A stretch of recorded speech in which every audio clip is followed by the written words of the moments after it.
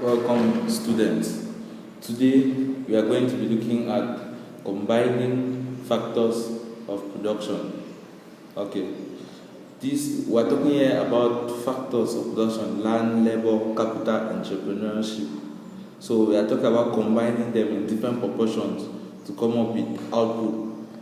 We can either invest more of labor than capital.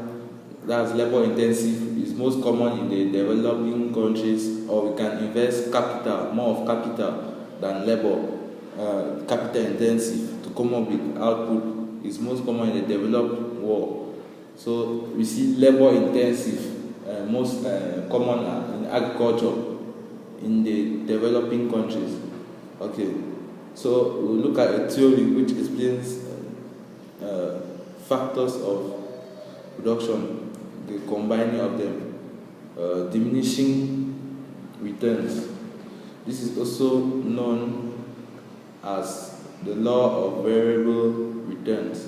It states that as we add successive and constant amounts of one factor of production to fixed amounts of other factors, the marginal product will initially rise, then later fall. MP is marginal product. Okay. This law states that because this law is in the short run, so it states that in the short run, when you can only change one factor of production, like let's say labor, you can only increase or reduce the workers, and the capital you have hired at the start, or the capital you have bought at the start, it cannot be changed. So you are joining this labor with this capital to produce goods. You show that the goods or the output produced will initially rise. That's the marginal product. Then later fall. That's what it states. Okay. You see that it initially rises because more of input, that's the one you are wearing, the one you are adding, labor, will cause output to rise. But when you reach a state at which it has outdone its usefulness and cannot produce further output, and then marginal product start falling. Let's look at the assumptions which make this theory hold. The first, only one factor is varied. As I said earlier, only one factor is varied. Means only one factor is changed. Like labor, which we chose in our example, only labor is changed. More or less workers are hired. Only workers are hired more. And capital, land, and entrepreneurship remain the way they were put at the start. That's you join these additional workers successfully with the previous labor, capital, and entrepreneurship to produce output. This is an assumption which must hold for this theory to move on. Second, homogeneous input. Homogeneous input means all units of the variable factor must be equally efficient, so that a fall in output should not be attributed to a lazy unit of the variable factor. If you don't understand, let me explain further. Homogeneous means all the inputs are the same. It's not as if one input is less valuable than another input. One factor of labor is less valuable than another factor of labor. If you add one factor of labor, it's equal to each factor of labor is equal. So adding one will bring an equal change in the output. Change in the output cannot be caused by a faulty factor of labor or a faulty factor of input added. No changes in production techniques. Production techniques remain constant, so that increase in output cannot be attributed to increase in technology or production techniques or better production techniques. Increase in output is only caused by an increase in the variable input. All other factors are fixed. As we said earlier, all other factors are fixed. Only one factor is varied. And the example here I took is labor. Only labor is varied. Only the amount of workers hired increases or reduces. Only that. So all other factors are constant. If you decide to take capital as the variable factor, only more capital will be employed and all other factors will have to remain constant. Do not hire any other worker or increase the amount of land used. Okay, this has to happen for the theory to move on. So let's look at an example. Assuming a labor as our variable factor, as I said above, labor as our variable factor, labor unit is VF, variable factor. So 1, 2, it runs from 1 to 7. That's employing the first unit of labor, adding another one, it forms the second. That's employing the first unit of labor, employing 2 units of labor, that's adding 1 more unit to the first, employing 3 units of labor, employing 4 units up to 7 units. Total product TP. TP is total product, and it is the amount of output which is produced by each unit of labor. That's 1 worker. What does it produce? 2 workers. How much output do they produce? 3 workers. How much output do they produce? And you see, it runs from 5, 15. 3 workers produce 35. 4 workers 50. Up to the 7 workers who produce 50. You see, total product, it rises from employment of 1 to 4 workers to 1 to 5 workers. So, and as more workers are added, output remains constant, and then as more, again, moving from 6 to 7 workers, output starts reducing. Average product. Average product is the amount of output produced per worker, and is calculated as average product equals to total product of a variable factor. Okay, which is, so you see, you take total product of labor over variable factor, which is 5. For the first worker, 5 divided by 1 is 5. For the second worker, 15 divided by 2, 7.5. And this runs all through. Okay, let's go to the marginal product, MP, marginal product. This can be calculated. Marginal product is the cumulative output from employing additional units of labor, and it can be gotten as change in total product over change in variable factor, excuse me. So change in total product can be like, let's say, moving from 1 to 2 units of labor, moving from 1 employee to 2 employees. You see, total product increases from 5 to 15. So 15 minus 5 divided by 2 minus 1, that's this. 15 minus 5 divided by 2 over 1, that's 10. So we can see 10, 20, all the way. So we'll see here that marginal product, it faces increasing returns from moving from employing 1 to up to 3 workers. It moves, it goes through a phase called increasing returns. That's as more workers are added, the output increases. Then employing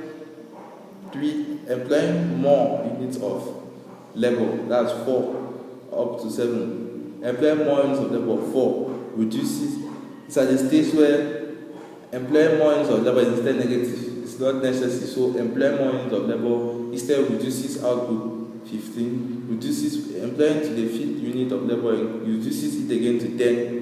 Employing a C, no output, the total product, the marginal product is 0. That's total product remains constant, no additional output is produced because of an addition in the labor unit.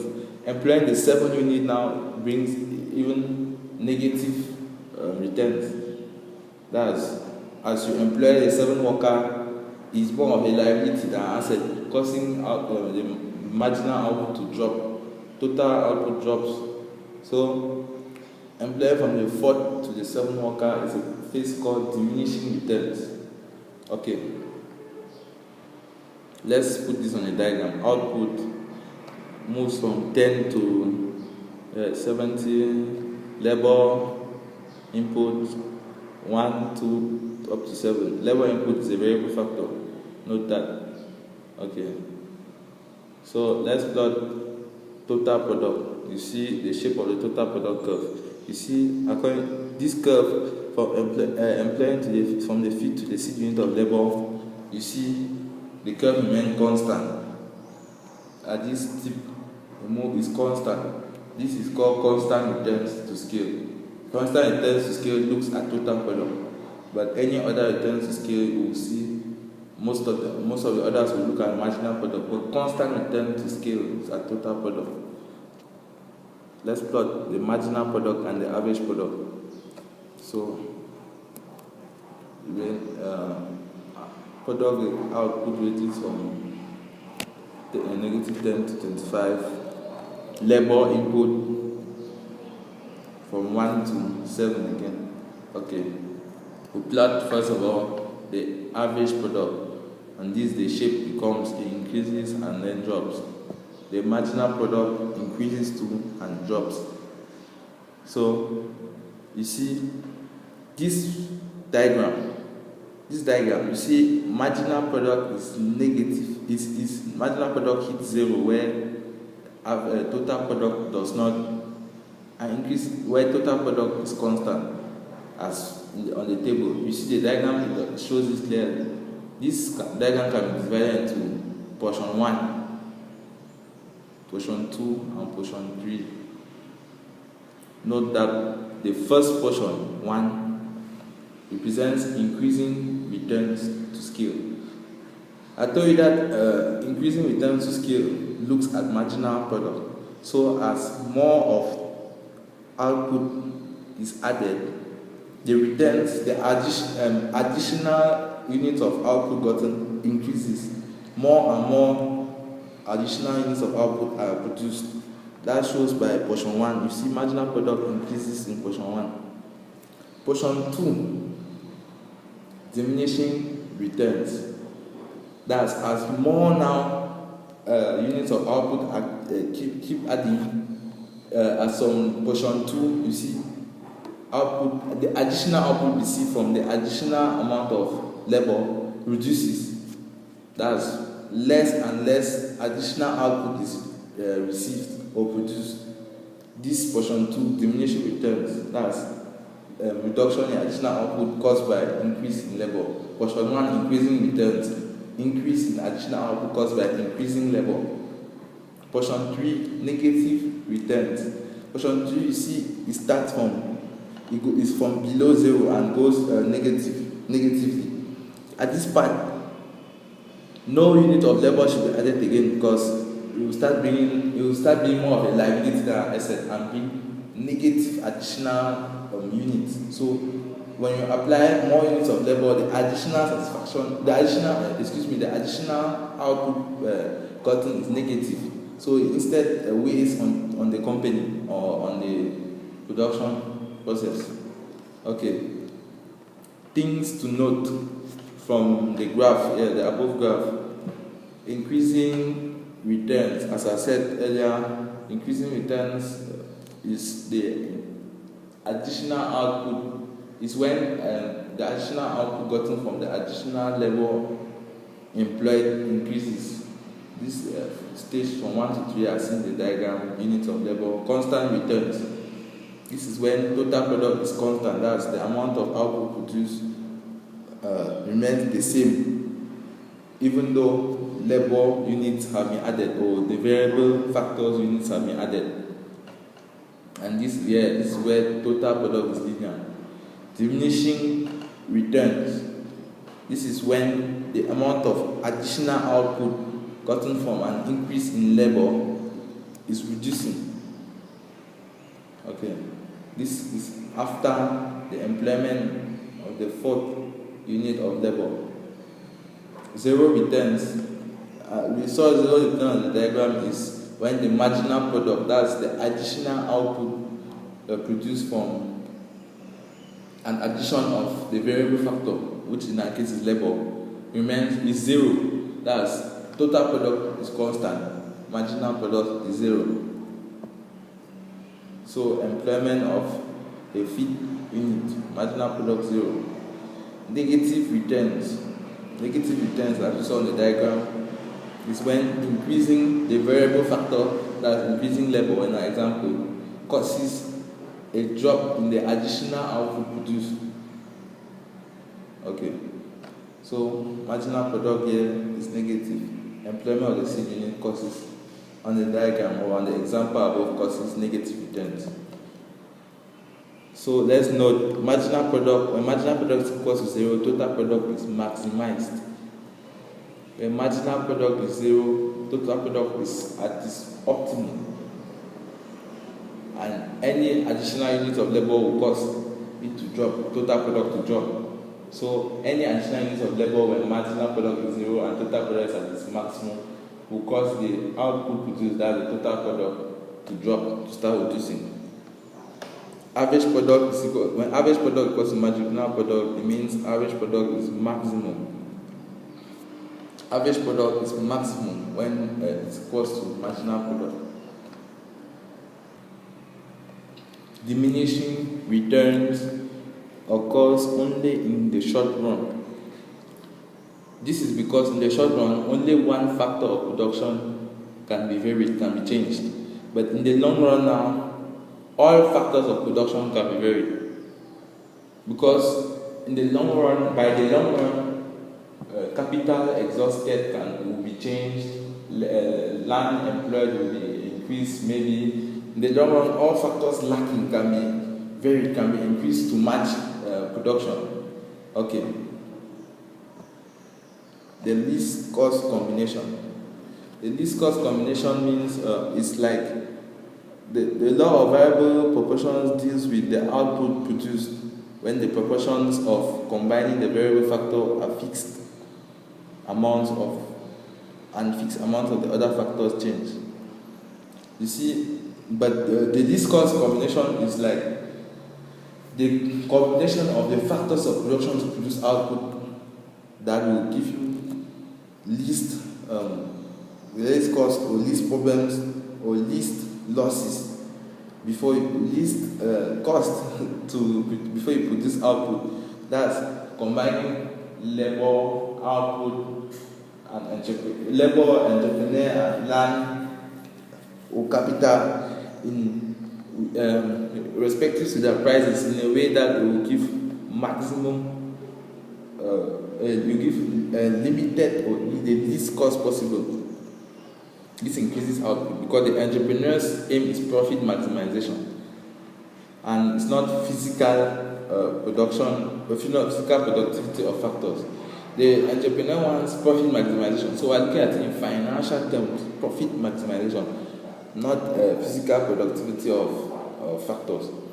So he's looking at the entrepreneur is looking at factors of production which cost least, so that he can maximize gain, profit. By looking in financial terms, not in productivity terms, not in physical terms. So let's look at an example. Assuming that 50 tons of cocoa can be produced using any of the following combination of inputs: land, labor, capital. These are the inputs which will combine to produce 50 tons of cocoa.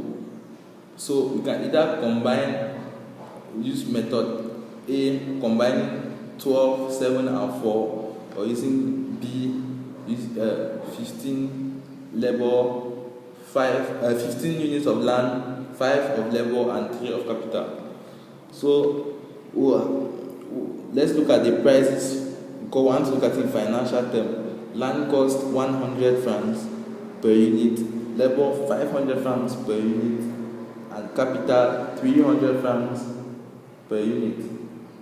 So employing 12 units of land, 12 units of land will be, so the total cost of land will be, like in method A, of the total cost of land will be 12 units of land times 100 francs per unit, which will give 1,200 francs for land.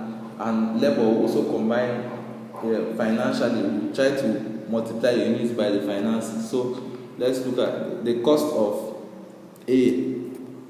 The cost for land is 12 times 100 will give 1,200 francs as cost of production for land of method A. For labor, the cost of production is 7 times 500, which is 3,500. That's 7 units of land are employed times the amount per unit, 500, 35. For capital, it will be 4 times 300, which is 1,200. So you see the total cost of using method A, or producing A, in short, good A, will be, you add all this cost of labor, land, and capital needed. These are the factors of production needed to produce A.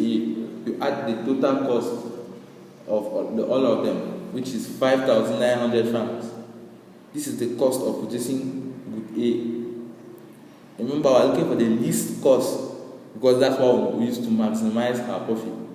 So the cost of B, cost of land, is 15 times the price of land, 100, which is 1,500. Labor is 5 for B times 500, which is 2,500. Capital is 3 times 300, which is 900. So the total cost of B, of producing B, is 4,900. What do you notice looking at this total cost that is in blue? You see, total cost of B is 4,900. Total cost of A is 5,900. You see, total cost of B is less than the total cost of A. So B is the least cost combination and will be taken because it is the most efficient. B is the most efficient. It will be taken because its cost is 4,900 and you get a maximum output from minimizing cost, least cost combination. You combine the output in such a way as to have least cost from combining them to produce either A or B. So I hope you've gotten that well. For further reading, you can look at the following references by The Beginner's Companion by Nwanji Victor and Tunlamiyi Musa. That's, even after all this, if you need some questions or some intensive reading, you can go to these books. You can get to Economics Made Easy by Whitehead, Elementary Economics by Harvey, and Intermediary Economics by Harvey again. You can also look at, you can also go online to Google anything you don't understand or anything you want more on www.google.com. Google anything on this topic, or you can go to Wikipedia on this website. Okay, so goodbye, and remember, as usual, thumbs up to hard work and thumbs down to laziness. Okay.